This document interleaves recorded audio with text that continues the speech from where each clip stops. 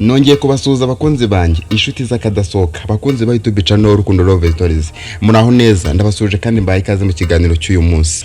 Uyu munsi ndahabaye wese tugiye kuganira ku ngingo ikomeye cyane. Uyu munsi tugiye kuganira ku bibazo abantu benshi bakunda kwibaza mu rukundo. Nta muntu n'umwe utibaza ibi bintu. Niyo mpamvu rero mbatumiye ngo muze tubane muri iki kiganiro bashe gusobanukirwa ibintu byinshi cyane. Ndabizi neza yuko iki kiganiro kiraza kugukora ku mutima kandi uraza kucyungukiramo ibintu bikomeye kandi ibintu by'ingenzi. Twese turabizi neza yuko ari ibisanzwe kuba umuntu ukunda, ariko none birashoboka cyane ko aba utari mu rukundo. Ariko nubwo waba utari mu rukundo, kino kiganiro kigucika kubera yuko uraza kucyungukiramo ibintu bikomeye cyane. Reka turebere hamwe ibintu by'ingenzi abantu bakunda kwibaza mu buzima cyangwa se bakunda kwibaza mu rukundo, hanyuma tuze dutanga n'inama ziza ziberekeje kugira ngo umuntu abashe gusobanukirwa byanyabyo. Ntuze gucikwa rero kubera ko kino kiganiro uraza kucyungukiramo ibintu byinshi, biraza gutuma umutima wawe uhembuka, mbese uraza kuvoma ibintu by'ingenzi muri iki kiganiro. Ikindi kandi surprise ku muntu utangira natwe kino kiganiro kugeza tugisoje ku musozo, ndaza kukubwira akantu keza ni kado nakubikiye. Ntuze gucikwa niba ufite umukunzi, ntuze gucikwa n'akantu naguteguriye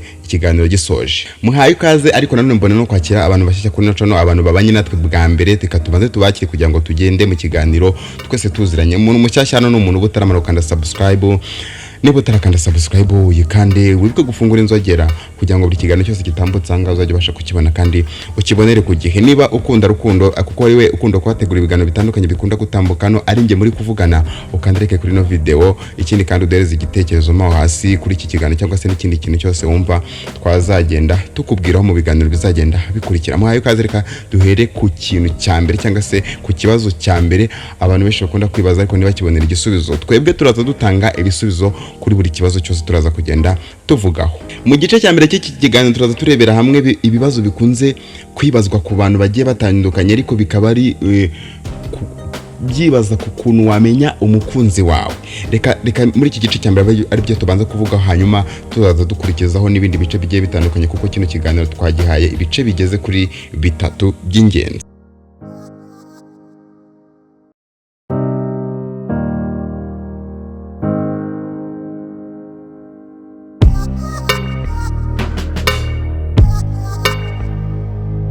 Hari abantu bagiye batandukanye bamaze kugera mu rukundo, ariko ugasanga rimwe na rimwe baragenda bibaza ibibazo biteye gutya: ariko se umukunzi wanjye arankunda by'ukuri?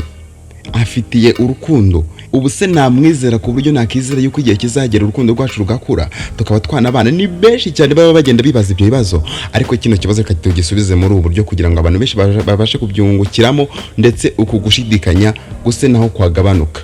Muntu wanjye rero, waba uri umukobwa cyangwa se waba uri umuhungu, reka nkubwire ikintu cy'ingenzi wakwiriye kubanza gukora, hanyuma ukajya wanakora ibindi. Naza kukubwira ikintu cya mbere ni iki ngiki: ukwiriye kubanza ukamwizera. Burya kwizerana ni ishingiro rya mbere mu rukundo. Iyo wizera umuntu, birashoboka cyane ko rwose urukundo rwanyu rwarushaho kugenda arukura. Birashoboka cyane ko wahita uvuga ati njyewe ntabwo ushobora kumwizera, ariko mbere yo kutamwizera banza umenye ikintu gituma utamwizera. Ese ubundi ni igiki? Bibaye byiza, kuko murabizi ko twebwe icyo tuba dushaka no kungurana ibitekerezo kandi tukagera kuri level nziza mu rukundo, ndetse mu biganiro byacu tukajya twungukiramo ibintu bigiye bitandukanye. Uzi neza yuko umukunzi wawe kumwizera bigoranye, watwandikira ngo muri comment ukatubwira ikintu cyatuma utamwizera, hanyuma tukaza tukugira izindi nama zisumbuyeho. Ariko icy'ingenzi nakubwira ahangaha ngewe, ikintu cya mbere ukwiriye gukora no kuba wamwizera. Ariko nanone nituvuga kwizera, hari icyitonderwa ahangaho ugomba kwitondera. Ni iki ngiki: mbere yo kumwizera ubanza ukareba ibikorwa, ukareba uburyo akwitaho, ukareba ibintu agukorera. Hanyuma wabona ibintu agukorera bifitanye isano n'urukundo, ukajya wamwizera. Hateje umuntu atazakubwira ngo ndagukunda mu gitondo cya kare ukazinduka wamwizeye bimwe bya danje. Wapi, banza urebe uburyo akwitaho, reba ibikorwa agukorera, reba uburyo akunda kukuvugishamo, uburyo akunda kukwandikiramo, ibintu bigiye bitandukanye byerekana urukundo. Ibi bintu numara kubibona bihari, ujye wamwizera. Dore impamvu ukwiye gukurikiza iyi ngingo: nuko nzi neza yuko kandi mpamya nashidikanya ko ibi bintu uyu muntu ashobora kuba yagukorera. Ari bya bintu twavuze: uburyo yakwandikiramo, uburyo yaguhereza akadozi zigiye zitandukanye, uburyo muganira muri kumwe, uburyo umukeneye umubona. Ibi bintu bibasha kuvuga kurenza uko yakubwira amagambo menshi. Ibi bintu biravuga ubwabyo, ni umuti uvura indwara y'urukundo. Niba rero umukunzi wawe abasha kuba agusapotinga mu bintu runaka, akaba yakuvugisha, mbese akajya nagukorera ibintu byiza cyane bimwe twamaze kuvuga hejuru, uyu muntu kumwizera nta gihombo kirimo, kuko biba bigaragara yuko agufitiye urukundo. Hari n'abandi usanga bibaza iki kibazo giteye gutya, ese ni gute namenya ko umuntu dukundana cyangwa se umuntu ankunda ari umukunzi wanjye w'ukuri? Umuntu ugukunda by'ukuri cyangwa se umuntu wakita ko ari umukunzi wawe w'ukuri ni umuntu ukwereka agaciro kawe, umuntu uvuga amarangamutima yawe n'ibyo ukora byose bimwerekeye ugasanga arabivuga. Aha ngaha reka dutange urugero rutoya, iki ngiki tunakivaho. Reka nkubwire yuko umuntu ugukunda by'ukuri ntabwo atinya kuguhamiriza mu bandi. Iyo ageze mu bandi avuga uburyo umwitaho, avuga urukundo rwawe, ntagira isoni zo kuvuga izina ryawe. Ariko niba agerageza kuba yaguhishira akajya kwereka ko akwitara uko muri kumwe, aha ngaha shyiramo agakubo, kuko birashoboka cyane ko atari umukunzi wawe ukuri, ahubwo afite abandi yita ko ari abakunzi be b'ukuri. Icya gatatu, ese nakwiyegereza umuntu utanyereka amarangamutima ye? Nakomeza gukunda umuntu utanyereka yuko anyiyumvamo? Ibi ngibi birashoboka, ariko wibuke aka kantu. Ni byiza yuko wakundana n'umuntu ariko wamaze kumenya umutima we, wamaze kumenya ibyo agutekerezaho, yamaze kukugaragariza amarangamutima yiwe, akwereka yuko akwiyumvamo. Nibyo koko ushobora kumukunda ndetse igihe kikazagera akakwereka amarangamutima ye, akakwereka yuko akwitayeho. Ariko aka kanya niba hari umuntu muri kuvugana ukabona ari kukwereka sate, maze akakwereka ko akwitayeho, akakwereka amarangamutima yawe wifuza, uwo nguwo ni waka kanya wakagombye kuba uri kumwe nawe, aho kugira ngo bizagutwara igihe kirekire cyangwa binarangire bitanavuyemo. Wakundana n'umuntu uri kukwereka amarangamutima yiwe ako kanya. Ikibazo cya kane turagisanga mu cyiciro cya kabiri, aho tugiye kurebera hamwe ibibazo bigeze kuri bingahe ushobora kuba wakibaza ku bigendanye n'imyandikire cyangwa se uburyo mwandikiranamo cyangwa se uburyo muvuganamo. Reka tuhakomeze ku kibazo cyaho kiraza ari icya kane, dukomerezaho twari turangirije mu kanya mu cyiciro cya mbere. Hari abantu benshi cyane usanga bari kwibaza ngo ese umukunzi wanjye tumaze iminsi dukundana atangiye kujya agenda atanyandikira, ibi ngibi byaba ari ikibazo? Aha ngaha rero bishobora kuba ikibazo, ariko nanone wagenzura neza ugasanga ntabwo ari ikibazo. Niyo mpamvu ukuriye kumenya iki kintu. Yego nibyo kuko bishobora kuba ari ikimenyetso cy'uko uyu mukunzi wawe yaba atakigukunda, ariko nanone ukwiriye gukora icyo bita ubushishozi, kuko hari impamvu nyinshi cyane zitandukanye zishobora kuba uyu muntu yaba atakibasha kubona umwanya wo kukwandikira. Kandi wagenzura kuko ugasanga izi mpamvu ni iz'ukuri, ariko nimba ari ibintu bimaze igihe kirekire kandi ukabona ni ibintu bidahinduka, nabwo nanone bishobora kuba haba hari ikibazo kidasanzwe kiri mu rukundo. Ukwiriye kushishoza rero ukareba mbere yuko wafata umwanzuro wo kugenda witwayeho umuntu umwe ngo ntabwo akigukunda, ntabwo bikigenda gutya. Banza ushishoze, ese ni iyihe mpamvu ituma atakwandikira? Numara kubona impamvu ituma atakwandikira nyirizina, ukabona ni impamvu zidasobanutse, ukabona ni impamvu zidafite gahunda, ujye wafata undi mwanzuro. Ariko mbere yo kuwufata, banza ugenzure neza, ubanza urebe ese ni iki gituma umukunzi wanjye atanyandikira, yaranciye amazi, ntakimvugisha, ntagishaka ko tuvugana, bimeze bite? Ibyo bintu banze ubimenye neza.